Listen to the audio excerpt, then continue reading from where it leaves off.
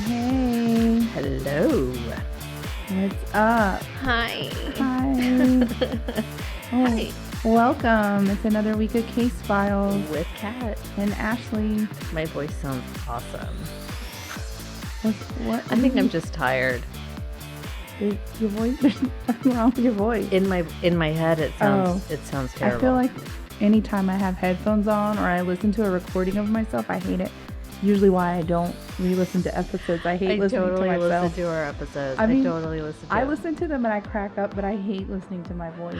I crack up at us. I think we're funny. We're hilarious. Isn't that sad? I'm always like, ha ha, ha, that was funny. And I'm like, when did we say that? I don't remember talking about that at all. I must have blacked out during that episode.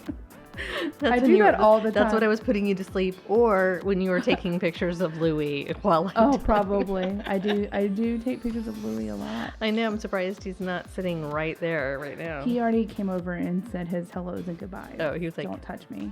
Bye. Bye. I'm out of here." So lame.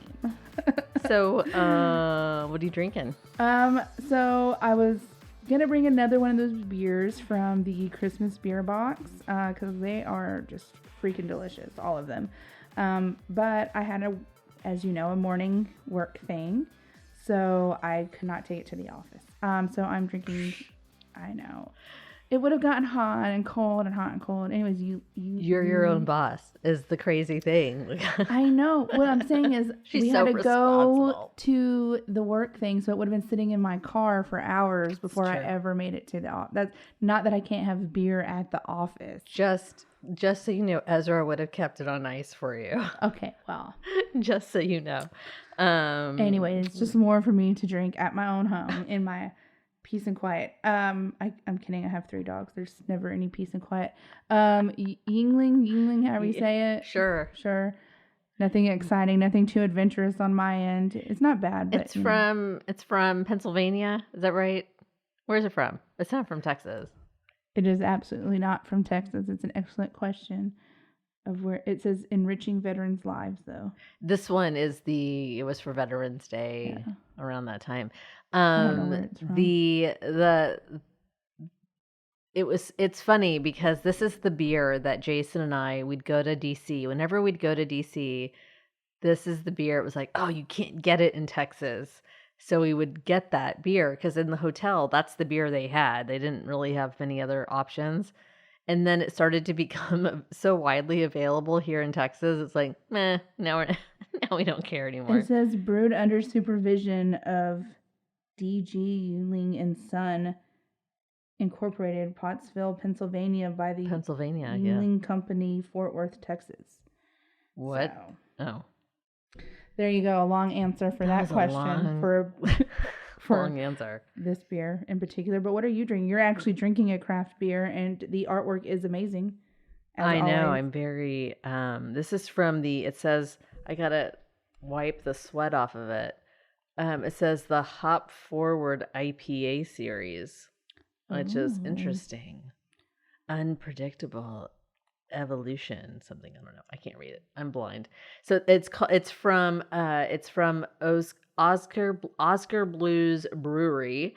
It's called Mutant X IPA, and it is delicious. It's just simply delightful. It says, we're deploying revolutionary IP technology to extract new dimensions of flavor from hops, creating a futuristic experience. Not experience, beerience with every gulp. Gloop, gloop, gloop, gloop. Yep. And they're out of Colorado. Fancy. Longmont, Colorado.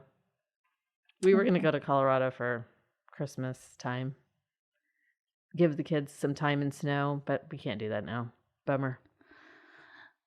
I think Colorado has snow quite a bit, though. We're not traveling anytime soon. I know. I'm trying to get a medical bed put in my house. I'm not really sure where that's going to go. This is awesome.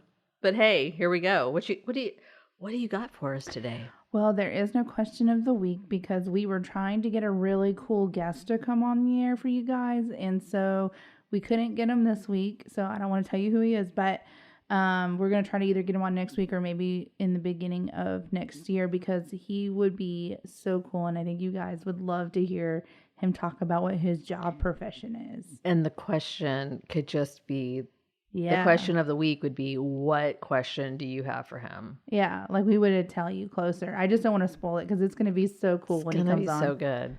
It's going to be so good. His business card alone. No, I love it. Was just like, damn, I've got questions.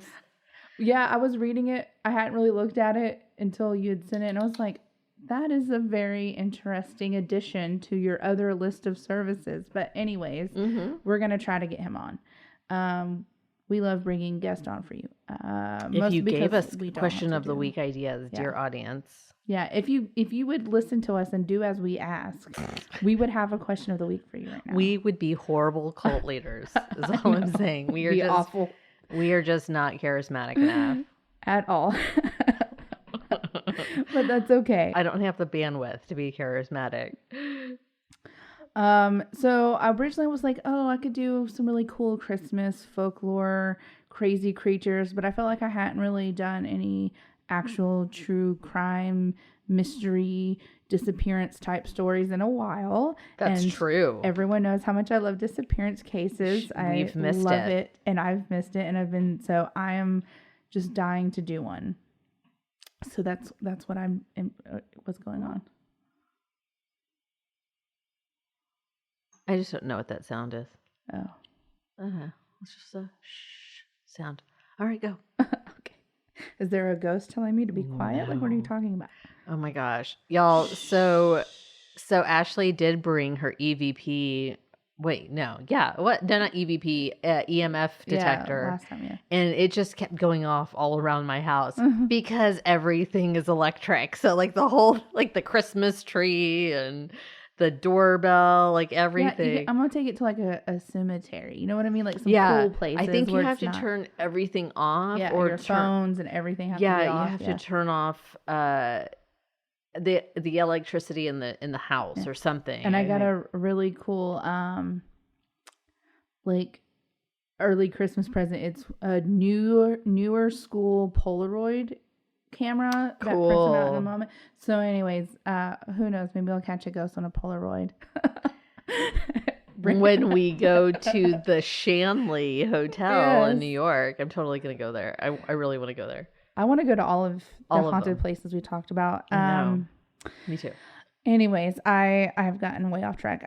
So I'm doing a disappearance. That was the point of that whole little segment. And I had heard about this story, and I just thought it was so weird because the person I'm going to talk about was at a place 500 feet away from their home and just vanished. So tonight I'm going to be talking about the disappearance of Stephanie Crane. On October 11th, 1993, Stephanie Crane, who was 9 years old at the time, left Chalice Lane's bowling alley and was never seen from again. She's never been heard from again. So Stephanie... Was she by herself when she left? Well, when she left, yes, but she lived 500 feet from her home. And I'm going to talk about all of that, yeah. And how old was she? She was 9 at the time. Okay. Stephanie Crane was born on September 28th, 1984 in Custer County, Idaho, and had just turned 9 at the time of her disappearance. When she disappeared, she was 4'2" and only weighed about 65 to 85 pounds. At 8:16 p.m. on the evening of October 11th, Sandy Crane, which was her mother, went into the Custer County Sheriff's Office to report she could not find her 9-year-old daughter, Stephanie. Stephanie had gone bowling after school. She was in a bowling league with her friends, so that's why she was there. It wasn't like just like a fun thing, but she was with friends at the bowling alley. They were in this league. So between 4 p.m. and 4:30 p.m., Sandy went to the Chalice Lane's bowling alley, which is directly across the street from the Chalice High School. She paid for Stephanie's bowling and then briefly spoke with Stephanie and gave her some money for snacks. It was understood that Stephanie was to go directly home from the bowling alley. Stephanie and her friends spent the next hour or so bowling a few games. They ordered some food from the snack bar. They were just having a good time. By 4:45, all of the children had finished bowling and they started to go their separate ways. Now, there were some accounts that differ as to whether Stephanie was going to the high school or if she was going back towards her home. And again, her home was not even a full 500 yards away from the bowling alley. So that's kind of why her mom was like, it's not a big deal for her to walk home. It's broad daylight. It's right down the street. And in the town they live in, I'll talk a little bit more about it. Nothing like, people would leave their doors unlocked. It was a very low crime count. You know what I mean? That's just bizarre. Like, who doesn't lock their doors now? Yeah, but this was just that kind of town. It was a very small town. Back in that day, people knew each other. Broad daylight. Again, it wasn't crazy like today where you can't even go in your front yard and you know what I mean? Like, you can't even let your kids out of your sight now. And 500 feet is 500 yards. 500 yards. Okay, so that's a far way. Sorry, I thought it was 500 feet. But it's not that far. I feel like. Would I let Olivia do that? I'm trying to think, like 500 yards. I don't know. I don't know that you can see the end of 500 yards. In a town where you felt safe your whole life. That's true. People leave their doors unlocked. There's never any kind of crime. The sheriff's office you're never gets reports. You're not suspect of people. Like, you don't. It's not like a big city. It's not like Houston and they're yeah. walking down Main Street. You know what I mean? Yeah, you don't have to have your helicopter parent thing going. So I think that's why her mother just felt comfortable with her allowing this, because again, it wasn't nighttime. She was with friends. Yeah. She wasn't that far. She knew how to get home. She was a responsible kid. Yeah. So the mother of one of Stephanie's classmates saw her walking through the parking lot and asked if she needed a ride, but Stephanie had told her she was fine. Stephanie's best friend, Brandy Bennett, had been picked up at the bowling alley by her mother. As they pulled out of the parking lot, they noticed that Stephanie was waiting to cross Highway 93. Since this was in the opposite direction of her home, Brandy's mom stopped the car and asked Stephanie if she needed a ride somewhere. And Stephanie told her Stephanie was going in the opposite direction of her own home. Yes. And so the mother recognized that and stopped and said, do you need a ride somewhere? Like, where are you going? And Stephanie's like, oh, no, I'm fine. Stephanie told the mom that she was just running back to the elementary school because she had left her backpack on the soccer field where she had been at practice before going to the bowling alley. She declined the invitation of a ride, assuring Brandy and her mother that she was just going to retrieve her bag and then walk straight home. So the school's across the street from the bowling alley. Her home is 500 yards away. So again, it's, you know what I mean? It's like you could see the school from the bowling alley. You could see all that stuff. So she was just supposed to go across the street, get her bag, and then go home. Although Challis, Idaho was the largest city in Custer County, it was tiny by most standards. There was less than 800 people that lived in this town. And wow, yeah, that's small. And it was like I said, it was one of those places where the residents never bothered to lock their doors. Violent crime was non-existent. For children, it was kind of like a utopia where they could just roam freely as long as they were home in time for dinner, Hey, it's getting dark, you come home. So, of course, after this happened, all of that would change. Like, people in the town just became terrified after Stephanie disappeared. So, around 5 p.m., when Stephanie didn't arrive home, Sandy said she had gotten a funny feeling that something was wrong. Sandy said that she had called the bowling alley to see if Stephanie was still there, and they had told her she had already left. Since Stephanie's grandparents, who were named Earl and Hazel Crane, lived right next door to them, she thought, well, maybe Stephanie had gone over there, to see her grandparents or whatever.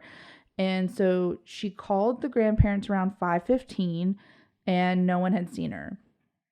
Excuse me. Wow. So things are going, like, it's quick. Yeah. It's quick. Like, the mother knew as soon as she didn't come home on time, there was something wrong because she was never late. She knew she was supposed to come straight home and she hadn't made it. So, at 5:15, the grandparents had said we hadn't seen her. So, since that was unlike Stephanie, Sandy said that she then decided to drive around town for a couple of hours looking for Stephanie on her own. She said that she knew that as the sun went down, Stephanie would be terrified because Stephanie was scared of the dark, like deathly afraid of the dark. She couldn't fall asleep in her, like, unless the bedroom light was on. Wow. Like, she would not be willingly outside by herself. And so Sandy knew that there was just no way she was playing outside. That reminds me of Jennifer's story. Yeah. Right? Yeah. Just something about the dark. She knew. She just knew. And so her mom was like, there's no way she would be playing. There's no way she would be walking around. She wouldn't run away because she wouldn't want to be outside at night. And this was in 93, I think. So before internet, before... Yeah, October 11th, 1993 is when she went missing. So there's... Wow. Okay. Okay. So... Again, she knew she wouldn't like be out. So she was like, well, maybe she went home with one of the people in the bowling league. And so Sandy returned to her home and she called every one of Stephanie's friends, her classmates. None of them had seen her since they left the bowling alley. So by 8 p.m., Sandy had called everyone she knew. She was freaking out. She had no idea where Stephanie was. She was fearing the worst. So at this point, she just drove straight to the sheriff's office. She told the deputy she couldn't find her daughter. And it wasn't this kind of thing that the deputy was used to taking because, again, this town, like, nothing happened. So they had only answered 2 calls that whole day. One was regarding a traffic accident and the other was an injured deer. So law enforcement officials initially feared that Stephanie might have had some kind of accident, and that's why no one could find her. Deputies were immediately dispatched to search the creek that ran behind the bowling alley in case she had fallen into it and drowned. But that's not where she was seen. Right. But also there's nothing like this happens in this town. They're right? all like, looking at their procedure binder. What do you do if there's a... Like, they weren't used to this because this doesn't happen There's here. an emergency binder of, like, processes. Yeah. And so when they determined that it was not a possibility that she was in the creek, the search was expanded. So at 9:06 p.m., the Challis Volunteer Fire Department was called out to come and assist in the search. And at 9:08, the search and rescue was called out. So at this point, there were about 60 searchers out looking for Stephanie. Wow. They continued looking until about midnight and thinking, well, maybe she'll show up in the morning. Maybe she did end up going somewhere. She'll be released, whatever. They were just hoping for the best. Oh my gosh. So October 12th, which was the very next day, at 7 a.m., the search continued. So there was not that much time. So 7-hour break. So Custer County Sheriff's deputies, 300 searchers, 2 planes, hundreds of phone calls, FBI agents, Idaho State police officers, fish and game officers, and a team of tracking dogs failed to turn up any sign of Stephanie. The boat crews... Those people mobilized incredibly quickly. We're not even done with the amount of people that were searching for her. The boat crews that checked the river for Challis to the next town also failed to see any signs of Stephanie. What were they doing? Like combing the bottom of the river? They were going up and down waterways. They were to see if she had, looking around the edges, just seeing if they saw anything. It was shallow water, so it wouldn't have been like... she wouldn't have sank to the bottom. Right. So in addition to state and local law enforcement with the search dogs, they had horses. They had a specialized search and rescue team that was brought in from Blaine County. Firefighters, local volunteers also showed up. Trucks, ATVs, and they combed through the rural area. They checked sheds, garages, abandoned vehicles, roadside ditches, creeks, people's houses, anything and anywhere. They did not hesitate to check. They checked people's houses, garages, sheds, abandoned vehicles, and roadside like people ditches. who had been arrested for crimes. They were checking anything that they thought might be. They checked every shed, every garage, every vehicle, every ditch. The houses that they checked were ones that they're like, kind of had a weird feeling about. So most of the businesses in the town closed their businesses to help search for Stephanie. The whole town. Wow. It said most of the businesses closed for the day or operated with very minimal crew as most of the workers joined in the search effort. The Challis High School excused upperclassmen for the day so they could also be part of the search. Everyone in this town did everything possible to find Stephanie. Wow. But at the end of the day, they did not even find a trace of her. No backpack, no clothing, nothing. So she went to this elementary school to get the backpack that was on the soccer field. Right across the street from the bowling alley, 500 yards from her house. Broad daylight. Like, you're talking about 4 o'clock in the afternoon. So there were still staff at that elementary school. Did they question the staff? They questioned everybody. Did they search the staff? Everywhere. They had the whole town looking for this little girl. So in 1993, there were no Amber Alerts. Right. Even though they say if there had been, her case would not have qualified for one. Why? For an Amber Alert, there has to be a belief that the child was abducted. There has to be a description of the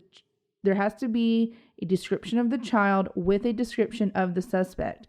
You must know the suspect's name, age, sex, hair color, eye color, height and weight, and clothing description. There also has to be a description of the vehicle and the last known location and a general idea of where you think they may be going. I didn't know you had to know all of that. I did not know that either. I thought it was just like, hey, there's a missing child. Look out for them. Yeah. But apparently at least that's what they say, is that you have to know those general guidelines so that they can send out, the Amber Alert with the license plates. And when I started thinking, I don't think I've ever gotten one that didn't have the license plate, you know what I mean? Or car. But it's usually like it's a family member or a babysitter or something like that. And so it wouldn't have qualified anyways. But to get the word out that Stephanie was missing, the sheriff's office relied on volunteers to hand out flyers. They stuffed envelopes. They had cover letters. They did a nationwide mailing to get the word out. On Wednesday, more than 1,000 people showed up to participate in the search, which had expanded from Custer County into neighboring counties. So they went into other cities, other counties, searching for her. Stephanie's parents tried to remain optimistic, noting that Stephanie's little sisters were too young to comprehend what was going on, and they needed to remain strong for them. So the physical search was scaled back on Thursday. Officials were certain that they would have found Stephanie if she had simply been lost and wandering on her own. Yes. And so the fact that they hadn't found any clues indicated that she was most likely abducted. So on Friday, investigators held a press conference and asked for anyone who had seen anything unusual Monday to call them. After the press conference, detectives received a number of tips about a suspicious. Suspicious. That's not even your country accent coming out. I don't know. A number of tips about a suspicious yellow pickup truck with a red pinstripe that had been seen in the vicinity of the elementary school, but by the time they got these reports, the truck had already left the area. No one had thought to get the license plate number, though, making it nearly impossible to identify the owner of said truck. So the investigation was complicated by the fact that Stephanie had vanished during the middle of deer and elk hunting season. Oh, no. Hunters from all over the state were passing through this town during the season using Highway 93 to get to and from remote hunting cabins. And Highway 93 is the highway she was crossing to get to the elementary school. Oh my gosh. This makes me think someone who got drunk on their hunting trip, was driving, they were tired, and hit her. You would think in broad daylight someone would have seen them or heard them hit her, because she was right across from the bowling alley. Only 800 people live in that town. I don't know. So they said it was possible she had been grabbed by a transient who happened to see her standing alongside the road. If she had been pulled into a vehicle and immediately driven out of Challis, there was no telling where she might have ended up. So basically they're saying someone saw her waiting to cross the road, or she had crossed the road. Mm-hmm. They literally pulled up next to her, drug her in the car, and just took off. So she didn't even have a chance to fight or scream or yell. Oh my gosh. So Friday was Challis's high school's homecoming. That hurts my heart so much. And though the festivities were still held, the atmosphere was more somber than usual. The parade included banners reading "Bring Stephanie Home," and all of the floats included the color purple, which was Stephanie's favorite color. Oh.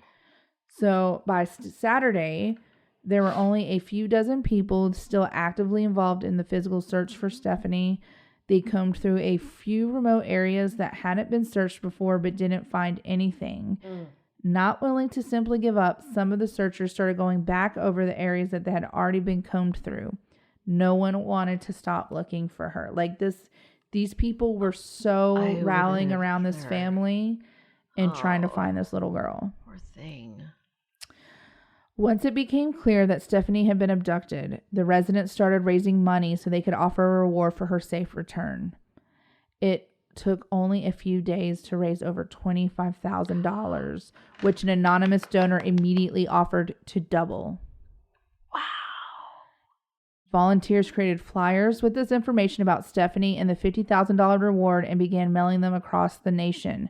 With the assistance from the Kevin Collins Foundation for Missing Children, they were able to send out more than 400,000 flyers within the week of the disappearance.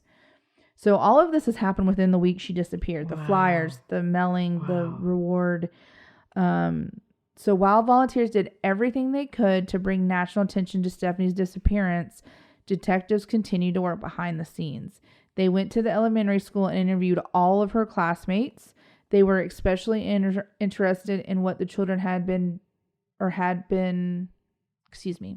They were especially interested in what the children who had been at the bowling alley with her might have seen in the hour immediately before she went missing. So, like, had you seen anything at the bowling alley? Was anyone, like, being weird? Was anyone watching you or bothering you? Stuff like that. Did she say anything? Was she... Yeah. So Chase McCoy, a classmate and a friend, recalled that there had been a creepy man at the bowling alley who seemed to pay close attention to the children as they bowled. Ugh. He hadn't thought too much of it at the time, but in hindsight, he realized that this man might have had a sinister motive. I mean, they're 9. You know, they're not thinking like that's not what crosses their mind, you know. Chase was able to describe what the man looked like to a sketch artist, and a composite sketch was created. It was circulated through the state of Idaho, but this man was never identified. Hoping to reach a wider audience. I know, everything is just like, everything. Hoping to reach a wider audience, volunteers enlisted the help of long-haul truckers who agreed to distribute Stephanie's missing person flyers at each stop along their cross-country cross-country routes. So, routes. I don't know why I said routes. Routes, whatever. Some of the drivers even had large pictures of the missing girl painted on the back of their trucks, along with the number to call if anyone had seen her. When I say everybody was doing everything they could for this little girl, this is one of the few disappearance cases where the police didn't make a mistake. People weren't really involved. Like, this is crazy that there were so many people like searching for her and just they could find nothing. So 2 weeks into the search, so she had gotten her backpack. They don't know if she got her backpack. Well, I mean, I assume she got her backpack because they never found anything. Never found. So she was. So theoretically, she was going to the elementary school to grab her backpack on the soccer field. So they go to the soccer field and they didn't find the backpack. Right. So she got that far, and then she had to cross again to get to her house just a few hundred yards away. Right. And the school was the high school was across from the bowling alley. Elementary school was like right next to it. Like right next they to were it. all Yeah, they were all right there. So just a few hundred yards between the whole thing.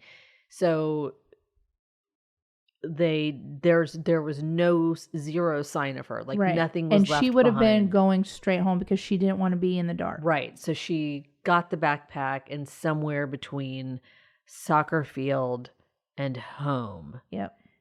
There's still no trace of her. Yeah, and there's still no trace of her. Yep. Like no shoes, no backpack, shoes, no clothing, nothing, no like sign of a struggle anywhere, you know, like nothing.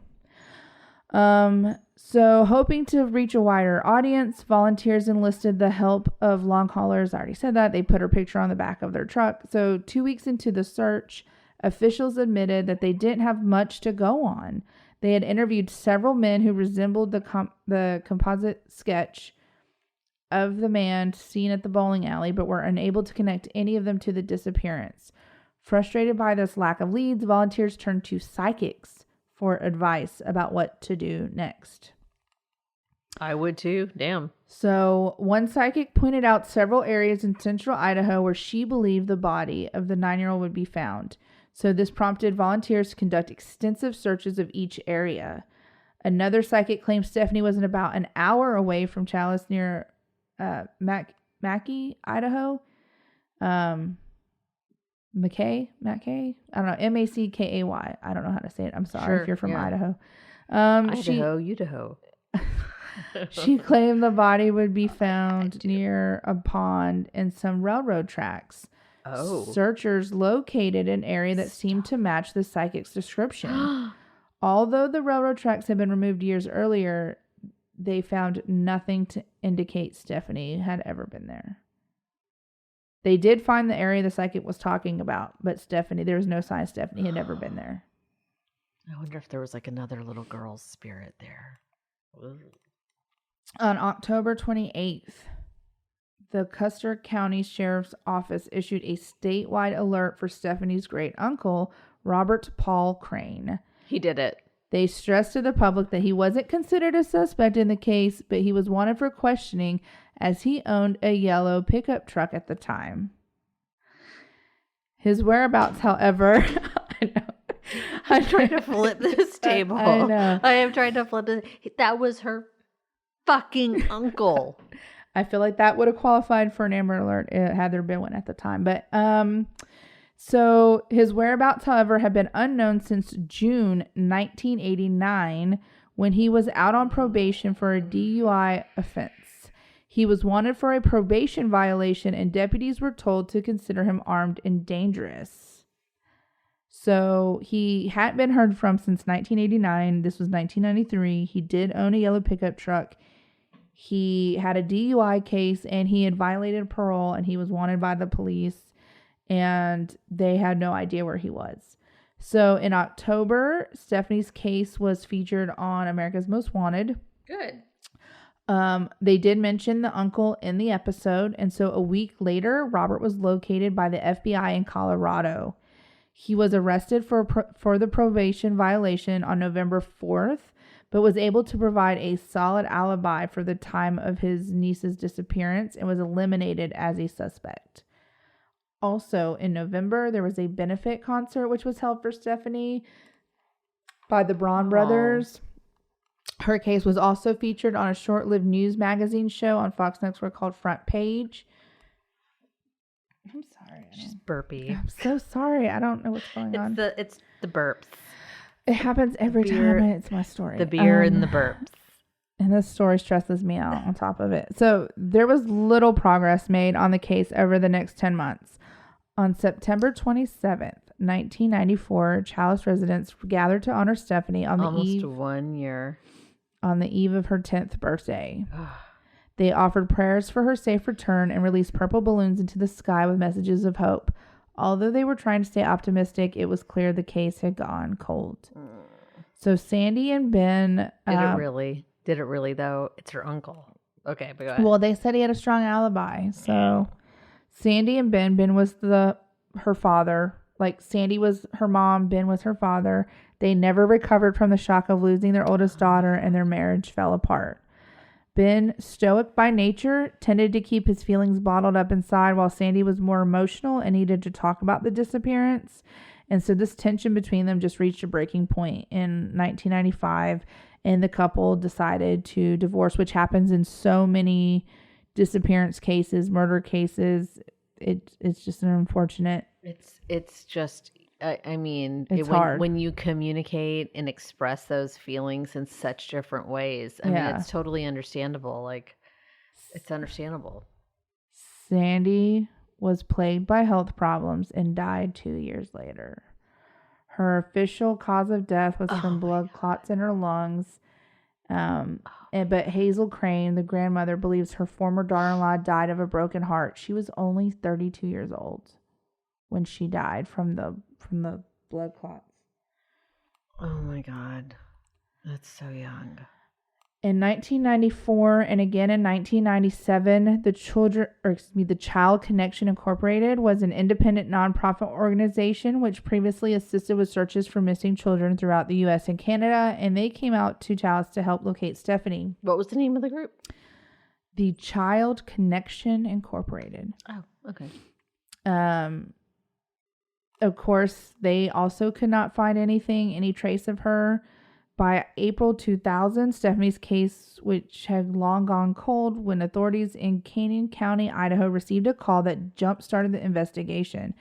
And an inmate in a Canyon County jail claimed that he had a female friend who knew the person responsible for Stephanie's abduction. Detectives immediately reached out to this inmate's friend, who agreed to come into the station for an interview. The woman told investigators that in 1993, she had rented a room in Nampa, Idaho, from a man who she had believed kidnapped Stephanie. He was a drifter who rarely stayed in one location for very long, bouncing back and forth between towns in Oregon and Idaho. According to the woman, neighbors of the man claimed that they had heard the sounds of a young girl screaming and crying coming from his basement, an area of the house that he didn't let anyone else enter. Neighbors told the woman that they believed he had been hiding someone captive, but when she asked the man about it, he shrugged it off, claiming that the cries they heard had come from his own daughter. According to him, he had to keep her locked up because she kept running away. The woman was unable to gain access to the basement, but she did rummage through the man's belongings when he was out one day and was surprised to find several pairs of underwear that appeared to belong to a young girl. At this point, the woman claimed she became so frightened of the man that she packed up her own children, because she had children, and she left. The drifter also left the area around the same time, and neither the woman nor any of the neighbors ever bothered to call the police to report their suspicions about the drifter. So, see something, please say something. Detectives looked in... That requires a Kevin. I'm sorry. The woman was concerned that he might do something to her children. I don't know why she didn't call after she got her children to safety. I'm just saying. But please, if you see something, please say something. You don't know whose life you could be saving. Detectives looked into the background of this drifter and found that he had been arrested in Portland, Oregon in November 1992 on charges that he sexually assaulted his young daughter. Incredibly, though, he was convicted of sexually abusing a minor. He served no jail time. What? He was released on probation, though he wasn't allowed to have any contact with his daughter. Shortly after his conviction, he left Portland for Idaho.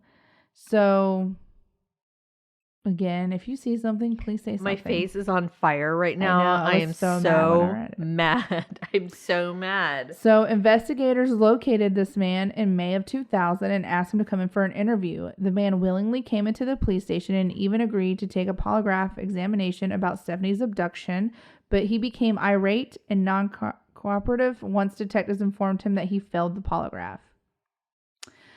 Convinced that the drifter was the man they had been looking for, investigators obtained a search warrant for his old residence in Nampa. In the basement, they found old mattresses, rope, strands of hair, and what appeared to be the bloodstains. Jesus Christ! What appeared to be bloodstains on... Yes, Kevin. On the floor. They carefully collected samples of everything and sent them to the state crime lab, hoping that the technicians would be able to find evidence linking the man to Stephanie. Unfortunately, all of the test results came back inconclusive. Did they cross-reference those with anything else? Because those might have been other missing children. The lab was unable to determine if the blood had come from a human, and the strands of hair had no follicles attached and were useless for DNA testing. God, dang it. With no conclusive evidence that Stephanie had been in the man's residence, detectives were forced to let him go without charges. Not willing to give up on what had been their only real lead in years, investigators created a photo lineup that included the drifter's pictures and showed it to the employees of the Chalice bowling alley who had been working the night Stephanie had vanished. They hoped someone might recognize the drifter as the creepy man who had been watching the children as they bowled, but they ran into another dead end. One employer picked the drifter's photo, but said she couldn't be certain that that was the man she had actually seen. So, 2 years later, another potential suspect was brought to the attention of Custer County investigators. On June 5th, 2002, Keith Glenn Hescott, a 42-year-old man who was suspected in the 2001 disappearance of a 20-year-old, kidnapped a 14-year-old girl from her home in Idaho Falls.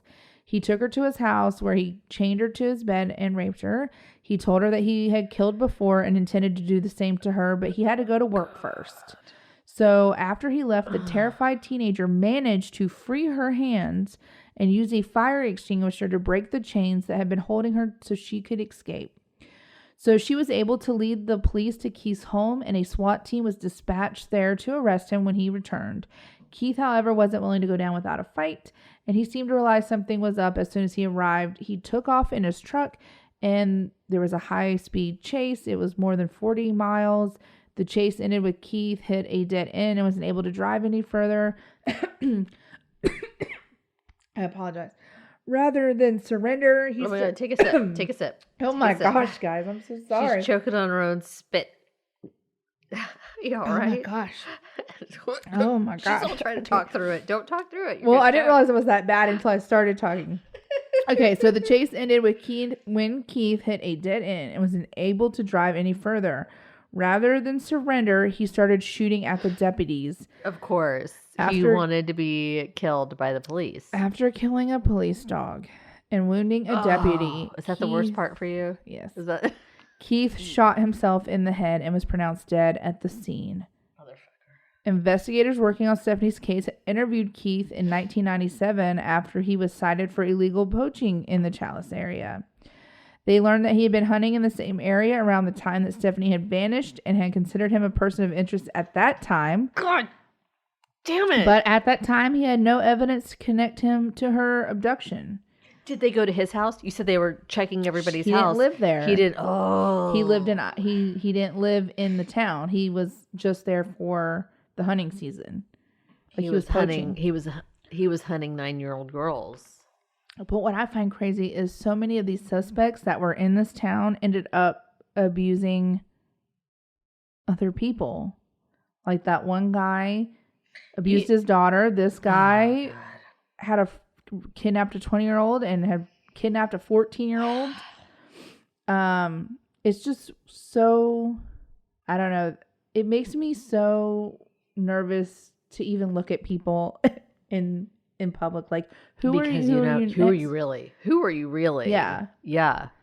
Who are you really? Yeah.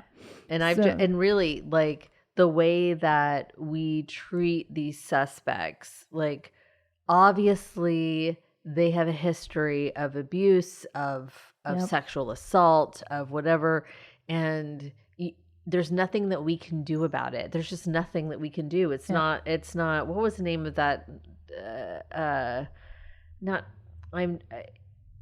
I forget the name of the movie where it's like you're trying to get you find out that they're going to be criminals, and so you get them. I can't remember that movie. I think it was a Tom Cruise movie. I think I was talking about it's like you get them before they commit the crime, because they're predisposed to commit the crime, but so there's nothing you can do if they haven't done it yet, but they have the potential or they have a history that leads them to that. It's just Minority Report. That's it. That's the one.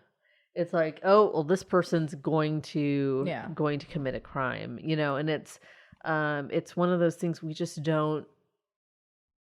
These sort of crimes, sexual assault crimes, they're so underpunished, and we say that all the time, that it's just like, they don't think it's going to lead to something. They don't think it's going to lead to something this horrendous, because nobody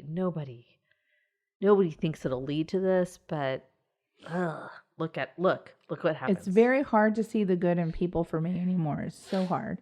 After they heard that Keith had abducted and raped a 14-year-old, detectives took another look at the possibility that he may have killed Stephanie. Unfortunately, his suicide meant that they couldn't question him about the case, although they went through truckloads of potential evidence that was removed from his residence. However, they found nothing at all to link him to Stephanie.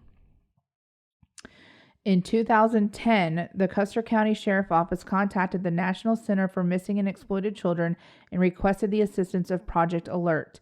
This is a group of retired law enforcement professionals trained by the National Center for Missing and Exploited Children to participate in a variety of ways on missing children's cases. That's awesome. Yeah. So sadly, on October 11th, 2012, exactly 19 years after she vanished, her father, Ben, died after suffering a massive heart attack. Oh. He had never fully gotten over the loss of his older daughter, and he was just 48 when he died. So the mom died at 32. The father died at 48. I'm not sure too much about her sisters. They didn't really talk a lot about them. Yeah, they're probably not. I mean, they lost their sister and now their mom and father. Like, I can't even imagine. So while detectives believe that Stephanie was most likely killed shortly after her abduction in 1993, she is technically still considered a missing person, and they've never stopped looking for her. In June 2016, detectives focused their attention on the drifter again. Although they have never released his name to the media, they have interviewed him several times, and many are convinced that he is the person responsible for Stephanie's disappearance. As of July 2022, he still remains a person of interest. They just don't have any evidence. They can't hold him. So in 2016, Stephanie's case was featured on Dateline's Cold Case Spotlight on the internet. And also in 2016, the Custer County Sheriff's Office started reviewing and reevaluating possible evidence and even traveled out of state to conduct interviews. In April of 2018, Stephanie's case was featured on the investigative Discovery Channel on a show called Disappeared. The episode was entitled Into the Mist. There is also a podcast that the Discovery Channel does called Disappeared that she was on that as well. And Stephanie's case is still open and will remain open until she is found. Every single tip that the county sheriff's office receives, they follow up on it. So if someone calls and it doesn't matter, they to this day, they still follow up on it. So Stephanie has dark brown hair and blue eyes. She has, her face is freckled and she has a space between her two upper front teeth. She has a cowlick on the right side of her hairline and a scar over her right eye. If you have any information, if you think you know what happened to her, if you live in Idaho, if you've heard something, whatever, you can contact the National Center for Missing and Exploited Children at 1-800-VLOST or the Custer County Sheriff's Office, and we'll have the phone number in the show notes. There's also Facebook groups dedicated to her. There's all kinds of resources that are still available for anyone that knows anything or is trying to find her. So that is my story of Stephanie Crane, who is technically still missing. So damn, that gave me all kinds of anxiety. I know. It's, I think it's because, so my kid is 9, and the conversations are when I grew up, I was a latchkey kid. I got home from school. There wasn't anybody home to greet me. I let myself in, I was home by myself a lot. We didn't have cell phones. But I had a stalker. I had a stalker when I was 6. I had a stalker again when I was 12. Grown men. Yeah. Grown men knew I was home by myself. Yeah. And any number of things could have happened. That I survived that is crazy. And now, we've got, especially since COVID, we have a parent at home, another parent who can come home anytime. Yeah. And we're still like, nope, you're not walking home from school by yourself. We don't want to be helicopter parents, but we're also like, we know what people are like. When I think of growing up, I was like, man, I used to just run around on the farm. And then even when we lived in the city, though, like I was always on my bike riding around the neighborhood. My grandparents never knew where I was. Is the sun going down? That's when you come home. Yeah. Like the amount of freedom that we had as children. And now it's like, Yeah. I mean, it's insane. And I feel bad for children nowadays because it's such a crazy, crazy world now. So I asked Jason I asked the wizard the other day, I said, when will you feel okay letting Olivia, who's 9, soon to be 10, ride a bike from our house to Kroger? Less than a mile away, maybe about a mile away. And he's like, ugh. Like, right. Yeah. I'm like, think about what we did as kids. We went all kinds of places. I went to the mall by myself. So I used to walk to middle school, and in order to walk from my house to my middle school, you would have to go through these woods that ran behind the neighborhood. No. And then like go through a fence and into the school. No. And that's what we did. It was like everyday thing. Like if you didn't want to ride the bus, like the bus wouldn't pick us up, first of all, because our school was so close. And my grandparents worked. So I walked. It wasn't like a big deal back then, but sometimes you would be walking and you would see homeless people back there. You would see random people. Like one time my friends and I were walking, we found an axe just chilling in a tree, nobody around. Like, but it wasn't to us. It was just like another day walking home to school or walking home from school or whatever. But now I'm like, oh my God, I would never let a kid walk to school ever. Never. It's ever. It's like we know too much. Ignorance is bliss. Yeah. Right. But we do a true crime podcast. Like I'll hear people say things to me and I'm like, you don't watch true crime, do you? Like you've never listened to our podcast, have you? Because like there's so many things. There's so many things that we now know, but I don't tell that to the kids. I don't say this is why we don't let you. Yeah. Olivia really wants a phone, and I'm like, well, that's not happening. But then I explained to her, here's why. Because, bullying and there's just, you just don't need that now. Like, I need to see responsibility and, that kind of stuff. But it's such a crazy time to have a kid and to have a kid this age and to try to navigate that because the way that we grew up, man, we were always alone.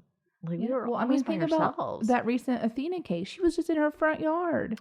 She was in her front yard. You can't leave your kids anywhere. You can't trust anybody. Like, I mean, I wouldn't be able to. I'm so thankful that I don't have children, honestly, because I would give myself a heart attack just walking outside. They would never be allowed to leave the house because I can't. It scares me thinking of how much how easy it is for people to get away with crimes, I guess is what I'm saying. All the parents who are listening to this right now who are just like, they're either like 100% in agreement with us or the other part going, y'all need to let your kids go be free. And so, I mean, I understand that. Like, I get that. Yeah. And so there's a part of me that's like, man, we went through so much more as latchkey kids. There's still a parent here. There's still someone who's like expecting them at some point. And kids are still disappearing. But kids are still disappearing. That's it. And it doesn't matter where you live. And it doesn't matter. Just like domestic violence and sexual assault doesn't just happen to the poor families. Yeah. It happens in every community. And about our area, I mean, the interstate is so close. All it takes is someone to grab a kid, get on the interstate, and they'd be gone. They'd be out. I mean, less than a mile and a half away is the interstate. And there's so many different ways out of this neighborhood. There's out of this area of town. Like there's the only thing we've got going for us is all this damn construction around here. You can't get anywhere. They would get out of here in traffic. You could get out of here, but you're going to be stuck in some fucking traffic because they decided to close exits and entrances for no fucking reason all around the time. Here. That one over by Topgolf, god damn it, that's been closed for like a year. Not to tell everybody exactly where we live or anything, but Topgolf isn't right here. Well, I know, but yes. Anyway. So please, if you see something, please say something. You don't know what kind of life you're saving. if it turns out to be nothing, then it's nothing. But it could be something. Like the people that could have said something about the girl screaming in the basement. I mean, Oh my God. come on. You know, The Ariel Castro girls, the fact that they heard those girls in the basement and were able to save them. My goodness. Yeah. The bravery of all I mean, it takes extraordinary acts from ordinary people. Yeah. You do not have to be a superhero to save a life. You know, it just makes you a superhero after. That's all. I mean, you don't have to get involved. You just call somebody, tell the authorities. Your eyeballs see something. Yeah, say something. Other than that depressing bit, if you have question of the week ideas, if you have story ideas, please send them, because then otherwise you get depressing stuff like this. If you have beer suggestions, or you just want to tell us hi, there's a lot of friends that we haven't heard from in a long time. Not mentioning any names, but Glenn, we're referring to you. We just lost one of my favorite people across the pond. He's gonna live. Yes. Yeah. So he doesn't listen, but John, Glenn, you just gained a friend over there in England. So we love you guys, and thank you for listening. We will be here next week. I don't know what I'm talking about. That's cool. Yeah, but I don't know. And then we'll have a little break. For Christmas. Yes. Christmas. All right, everybody. Until then, have a great week. Thank you for continuing to listen. Leave us a review, subscribe, like, all of that stuff. And we'll see you next week. Bye.